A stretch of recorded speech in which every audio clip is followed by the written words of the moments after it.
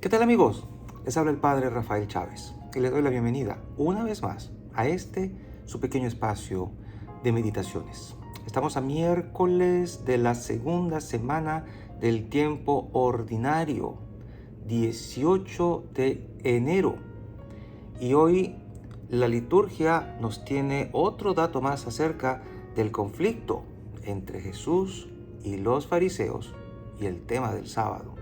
En el nombre del Padre, del Hijo y del Espíritu Santo. Amén. La liturgia comienza con el libro o la carta a los Hebreos, capítulo 7, versículos del 1 al 3 y del 15 al 17. Hermanos, Melquisedec, rey de Salem y sacerdote del Dios Altísimo, salió al encuentro de Abraham, cuando éste volvía de derrotar a los reyes, y lo bendijo. Abraham le dio entonces la 10ª parte de todo el botín. El nombre de Melquisedec significa rey de justicia y el título rey de Salem significa rey de paz. No se mencionan ni su padre ni su madre y aparece sin antepasados. Tampoco se encuentra el principio ni el fin de su vida. Es la figura del Hijo de Dios, y como Él, permanece sacerdote para siempre. En efecto, como Melquisedec, Jesucristo ha sido constituido sacerdote en virtud de su propia vida indestructible y no por la ley, que señalaba que los sacerdotes fueran de la tribu de Leví. La palabra misma de Dios lo atestigua cuando dice: tú eres sacerdote para siempre, como Melquisedec. Palabra de Dios, te alabamos, Señor. Salmo 109. Tú eres sacerdote para siempre. Esto ha dicho el Señor a mi Señor: siéntate a mi derecha, yo haré de tus contrarios el estrado donde pongas los pies. Tú eres sacerdote para siempre. Extenderá el Señor desde Sión tu cetro poderoso, y tú dominarás al enemigo. Tú eres sacerdote para siempre. Es tuyo el señorío, el día en que naciste, en los montes sagrados, te consagró el Señor antes del alba. Tú eres sacerdote para siempre. Juró el Señor y no ha de retractarse: tú eres sacerdote para siempre, como Melquisedec. Tú eres sacerdote para siempre. Y el Evangelio de hoy está tomado de Marcos, capítulo 3, versículos del 1 al 6. En aquel tiempo, Jesús entró en la sinagoga, donde había un hombre que tenía tullida una mano. Los fariseos estaban espiando a Jesús para ver si curaba en sábado y poderlo acusar. Jesús le dijo al tullido: levántate y ponte allí en medio. Después les preguntó: ¿qué es lo que está permitido hacer en sábado? ¿El bien o el mal? ¿Se le puede salvar la vida a un hombre en sábado o hay que dejarlo morir? Ellos se quedaron callados. Entonces, mirándolos con ira y con tristeza, porque no querían entender, le dijo al hombre: extiende tu mano. La extendió y su mano quedó sana. Entonces se fueron los fariseos y comenzaron a hacer planes con los del partido de Herodes para matar a Jesús. Palabra del Señor. Gloria a ti, Señor Jesús. Aterrizando un poco más sobre este texto y yéndonos, si se quiere, versículo por versículo, dice que Jesús entró en la sinagoga donde había un hombre que tenía tullida una mano.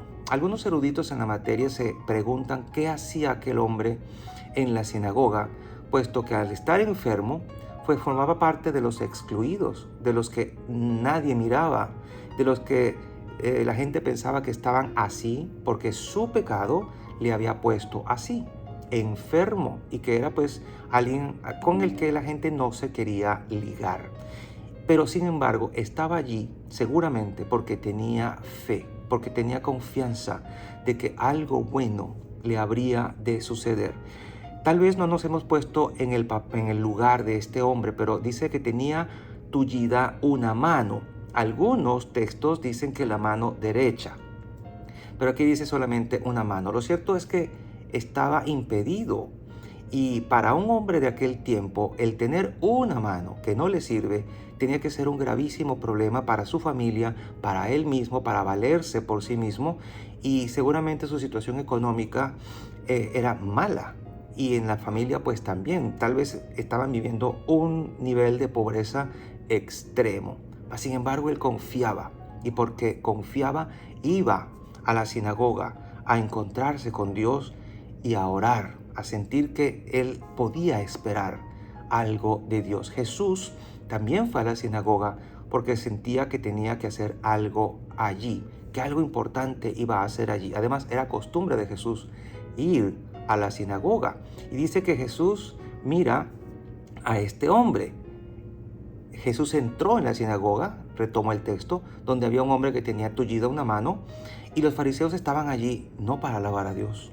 Estaban allí no para encontrarse con Dios, no con deseo de orar, sino simplemente para ver si curaba en sábado. Estaban expiando. Y eso me hace pensar en tanta gente que va a nuestros templos a curiosear, a mirar con ojos inquisitivos a aquellos que no hacen las cosas bien, a ver si aquel se arrodilló, a ver si aquella vino mal vestida, a ver si el otro está mirando el celular, y nos distraemos o se distraen con tantas cosas que no son. Usted vaya al templo a orar, vaya al templo a encontrarse con Dios, y no a criticar al hermano, no a ver, a vigilar, a policiar, como bien se podría decir.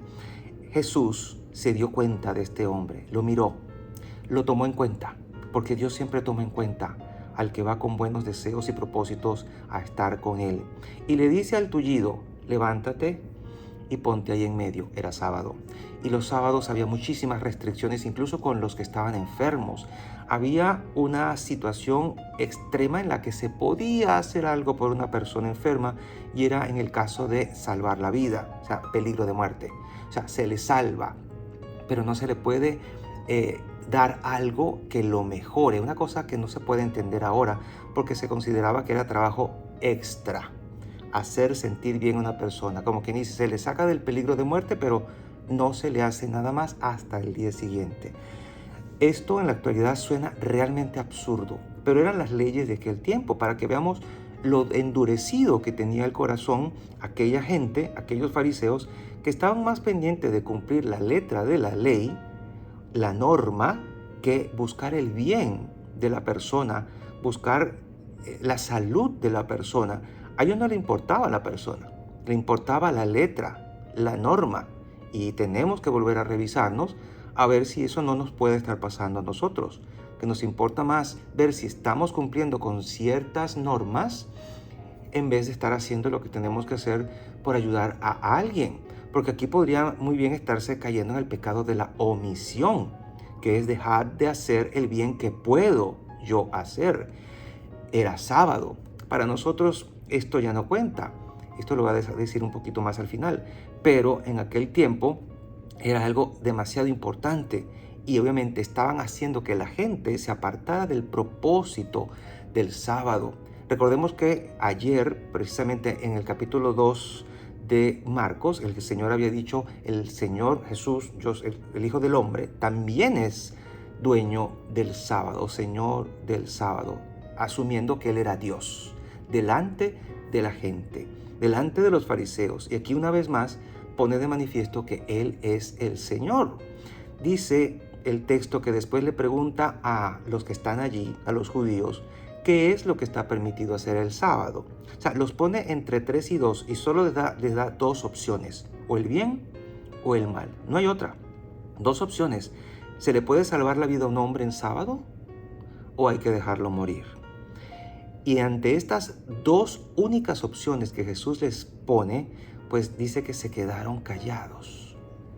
Esto evidencia una vez más que su corazón está endurecido. No saben qué responder. Para nosotros era obvio, o sea, hay que salvarle la vida a un hombre, a una persona, y no dejarla morir solo porque sea día de reposo. Ellos no lo tenían claro, tenían endurecido. Esa palabra quedémonosla grabada acá, endurecido el corazón. Y entonces dice el texto, mirándolos con ira y tristeza. Oigan esto, mirándolos con ira y tristeza. Para aquella gente que está acostumbrada a ver imágenes de Jesús demasiado dulzonas, parece que esta imagen que aparece aquí en el Evangelio contrasta drásticamente con esa imagen dulzona de Jesús, que sí, ciertamente, Jesús tenía una mirada llena de misericordia, pero era hombre. Y en este momento él tenía que mostrar toda su autoridad también como Dios, como hijo de Dios. Y por eso no nos asombre cuando el texto dice que miró a aquellos hombres que estaban perdidos en su egoísmo y en su cerrazón. Los mira con ira y con tristezas, sentimientos muy humanos, pero también era Dios. Y Dios podía sentir en Jesucristo estos sentimientos, ira y tristeza. Yo me imagino a un Jesús colocado en medio de la habitación, en una posición de autoridad, parado en autoridad y mirándolos desafiantemente, con ira y a la vez tristes, porque no estaban atendiendo a la misericordia que Dios demandaba de ellos hacia aquel hombre enfermo que tenía una vida miserable precisamente por una discapacidad corporal. Las manos, necesitamos nuestras manos para trabajar, para hacer cosas buenas, y este hombre no podía hacerlo. Y simplemente dice el texto, mirándolos así porque no querían entender, la razón era esta, no querían entender. Y a veces me pongo a pensar cómo nos mira Dios cuando nosotros no queremos entender que Dios es amor, cuando no queremos entender su bondad hacia nosotros, cuando no queremos entender qué es lo que Él demanda de nosotros hacia los demás, que no es que nos atemos a normas simplemente porque están escritas, sino porque quiere que amemos a la gente, que esa sea nuestra prioridad. Le dijo al hombre, extiende tu mano. ¿Dónde está el incumplimiento de la ley del sábado? Hasta los eruditos en la materia, los especialistas en exégesis bíblica dicen, allí no hubo ninguna infracción, porque Jesús lo que dijo fue de boca, dijo una palabra, no estaba impedido el sábado a hablar, extiende tu mano. Y lo único que el hombre hizo fue extender su mano. Tampoco se impide en la ley que alguien levante una mano. Y esto fue lo que hizo el hombre, levantar su mano que estaba tullida, que estaba seca, dice en otro texto, en otra traducción. Una mano seca, una mano tullida que ahora se puede levantar. Técnicamente hablando, allí no hubo infracción, pero los fariseos estaban viendo en todo lo que hacía Jesús algo malo, algo digno de reprensión. Y eso es lo que entristece a Dios, cuando nuestros ojos solo miran maldad en otros, solo miran la parte mala, solo están buscando en qué fallan para nosotros irnos contra ellos y arremeter contra ellos. El texto dice que la extendió y su mano quedó sanada. Pueden imaginarse la alegría, el gozo de aquel hombre cuando fue sanado, aun cuando fuera sábado, porque el sábado es eso, es contemplar la obra de Dios. Ya para nosotros los católicos no existe aquel sábado original. Nosotros celebramos el día del Señor, el día de la nueva creación, cuando contemplamos la obra redentora de Cristo en la resurrección. Así que nosotros contemplamos, es la maravilla de lo que Dios ha hecho en nosotros y reposamos en sus obras de regeneración hacia nosotros. Cuesta pensar que después de tal evento maravilloso, la gente lo que quiso pensar, fariseos y saduceos, que eran contrarios, unos representan como el poder político y los otros el poder religioso extremista, el poder religioso, digamos, a ultranza, se confabulan para unirse y pensar en matar a Jesús. Salen del templo pensando en odio y asesinato. Eso es obra del maligno. Y a veces a nosotros puede que nos pase.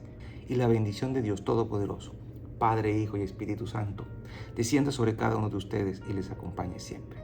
Y seguiremos en contacto, si Dios lo permite, a través de este canal. Chao, chao.